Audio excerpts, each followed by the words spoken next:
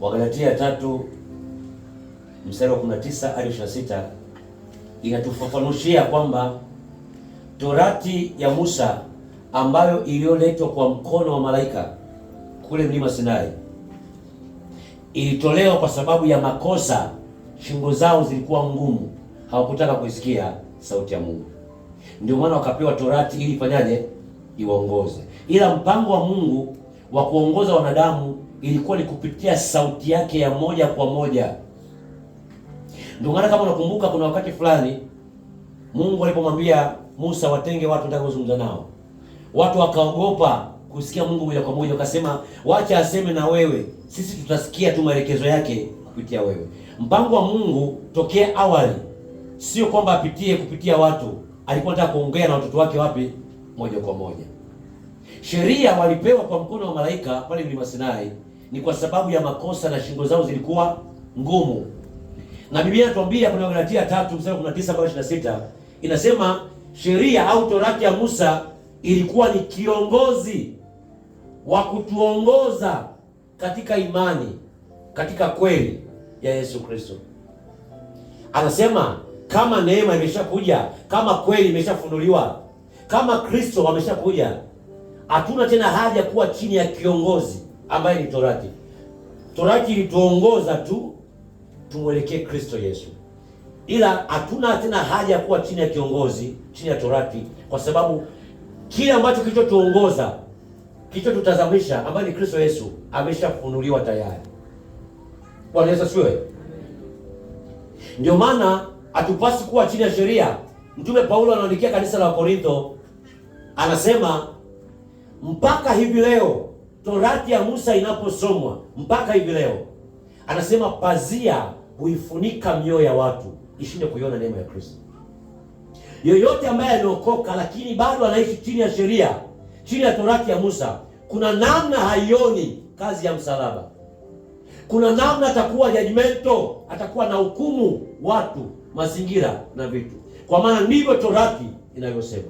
Walokole wengi leo duniani wanaishi katika Torati, hawaishi katika neema na kweli ya Yesu Kristo.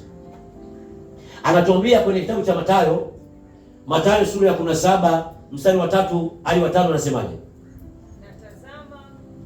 Natazama wakatokewa na Musa na Eliya wakizungumza naye. Petro akajibu akamwambia Yesu, Bwana, ni vizuri sisi kuwepo hapa. Ukitaka nitafanya hapa vibanda vitatu, kimoja chako wewe na kimoja cha Musa na kimoja cha Eliya. Alipokuwa katika kusema, tazama wingu jeupe likawatia uvuli, na tazama sauti ikatoka katika lile wingu ikisema, huyu ni mwanangu mpendwa wangu, ninayependezwa naye, msikieni yeye. Bwana Yesu asifiwe. Kwa nini Mungu aliwaletea maono Petro na Yohana wakiwa mlimani kule wakiomba na Yesu Kristo? Kwa nini walimletea picha ya maono ya Musa kushoto, Eliya kulia na Yesu katikati?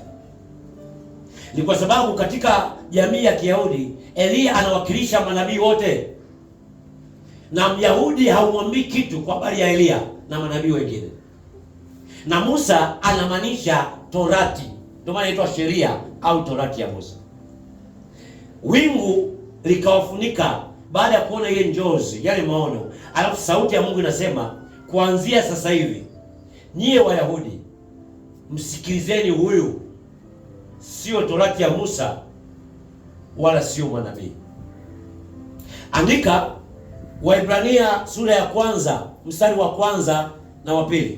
Waebrania sura ya 1 mstari wa 1 na wa 2. Anasema katika zama za kale baba zetu Mungu alisema nao kwa njia nyingi na kwa namna nyingi, ikiwemo njia za malaika na njia za manabii na wafalme. Anasema lakini katika zama hizi Mungu anasema kupitia nani? Kupitia mwanaye Yesu Kristo. Roho wa Kristo aliyoko ndani yetu leo ndio anayezungumza na sisi, anayetufunulia na kutujuza yale yanayoendelea. Katika zama za kale, Waebrania 1 na 2, anasema baba zetu walimsikia Mungu kupitia namna tofauti na njia nyingi, ikiwemo malaika na watumishi wa Mungu. Mungu anataka kuzungumza na kundi lake, anatumia wafalme, anatumia waamuzi, anatumia manabii waweze kufikishia watu ujumbe au makuhani. Lakini leo Mungu anasema na kila mmoja aliyepokea kweli au kipawa cha neema ya wokovu. Yohana sura ya kwanza mstari wa 17 na 18, Biblia inasema hakuna mtu yoyote yule aliyewahi kumwona Mungu, ila ni mwana pekee wa Mungu ndiye aliyekuja kumfunua Mungu. Kwenye Biblia kuna Kutoka wanasema Musa akamwona Mungu akiishiria katika mpenyo wa mwamba. Musa alikuwa anatumika na malaika, hakumwona Mungu, aliona malaika wa Bwana akiishiria katika miamba. Hakuna mwanadamu yoyote yule, hata malaika wa Mungu hawajawahi kumwona Mungu. Kwa mara ya kwanza malaika wamekuja kumwona Mungu kwenye Timotheo sura ya 3 mstari wa 16. Kwa mara ya kwanza wanamshuhudia Mungu aliyejidhihirisha katika hori la ng'ombe. Nani? Yesu Kristo. Yohana sura ya kwanza mstari wa kwanza hadi wa 3 na ule wa 14. Kristo Yesu ambaye ndio neno alikuwepo hapo mwanzo, ndiye Mungu aliyeuvaa mwili akajidhihirisha, akaja kama Emmanuel, Mungu pamoja nasi, akaishi katika mwili, akafa, akazikwa, akafufuka kwa ajili ya ukombozi wa wanadamu. Hakuna aliyemwona Mungu ila ni Yesu Kristo. Amekuja kuifunua ile kweli na neema. Torati ililetwa kwa mkono wa Musa, lakini kweli na neema ililetwa kwa mkono wa nani? Wa Yesu Kristo. Nisikilize vizuri. Tunaposoma Biblia lazima Yesu Kristo awe ndio message yetu, awe ndio ujumbe wetu. Nje ya hapo tutakuwa tunafanya udanganyifu, tunaingiza vitu vingine. Biblia au maandiko matakatifu ambayo Mungu aliyavuvia ndani ya manabii wake, haikuwa kwa ajili ya kutengeneza fedha, haikuwa kwa ajili ya bla bla, ilikuwa ni kwa ajili ya lile tumaini la wokovu, yale maisha na mahusiano ya Mungu ya umilele ambayo Adamu wa kwanza aliyopoteza. Ndio maana kuanzia mwanzo tunaweza kuona habari za wokovu.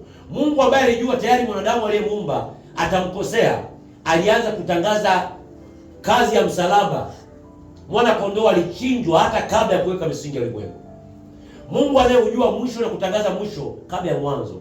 Kitabu cha kwanza Mwanzo sura ya kwanza mstari wa kwanza inaanza kuandikwa habari ya ukombozi na habari ya wokovu, kabla hata mwanadamu hajatenda kosa.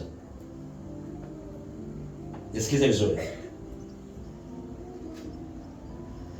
Mahusiano yetu na Mungu hatuyajengi kupitia mwanadamu, bali ni kupitia Yesu Kristo. Ameandika kitabu cha Waefeso sura ya 2 mstari wa 13 na wa 18. Amesema hapo mwanzo tulikuwa mbali na Mungu, lakini kwa damu yake Yesu Kristo sisi tulikuwa mbali, tuliofarakana na Mungu. Leo sasa hivi tumekuwa karibu na nani? Na Mungu. Kwa damu ya nani? Yesu Kristo. Mstari wa 18 anasema hivi: katika yeye huyo, katika Yesu Kristo tumepata sisi sote njia ya kumkaribia Baba kwa roho mmoja. Andika Yohana 14 mstari wa 6. Yesu Kristo mwenyewe akiwa katika mwili kwenye incarnation anasema, mimi ndio njia, mimi ndio kweli, mimi ndio uzima. Hakuna aendaye kwa Baba, hakuna anaweza kupata uzima wa milele isipokuwa kupitia nani?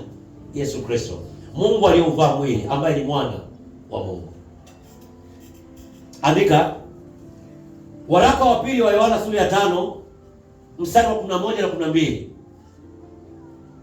Maneno ya Mungu yanasema Mungu alitupa uzima wa milele. Waraka wa pili wa Yohana sura ya 5 mstari wa 11 na 12. Mungu alitupa uzima wa nini? Wa milele. Na uzima huu akaweka ndani ya nani? Ndani ya mwanae. Anasema mstari wa 12, yeyote aliye na huyu mwana anao uzima. Uzima hujawekwa ndani ya mtu yote yule. Uzima umewekwa ndani ya nani? Yesu Kristo. Kila aliye na huyu mwana, kila anayemwamini Yesu Kristo anao uzima. Hakuna njia yote ile ya uzima wa maisha ya baadaye. Njia iko moja tu. Njia iko moja. Kila nafsi na kila kinywa lazima tumwamini na kumkiri Yesu Kristo. Mwanadamu hawezi kukupeleka mbinguni. Mimi nimewekwa hapa na yoyote yule, iwe ni mtume, iwe ni nabii, iwe ni mwinjilisti, iwe ni mwalimu, iwe ni mchungaji. Maandiko yanaandika Matendo ya Mitume 20 mstari 28. Matendo ya Mitume 20:28 anasema Mungu ametufanya sisi kuwa overseers, kuwa waangalizi, tukiziangalia nafsi za watu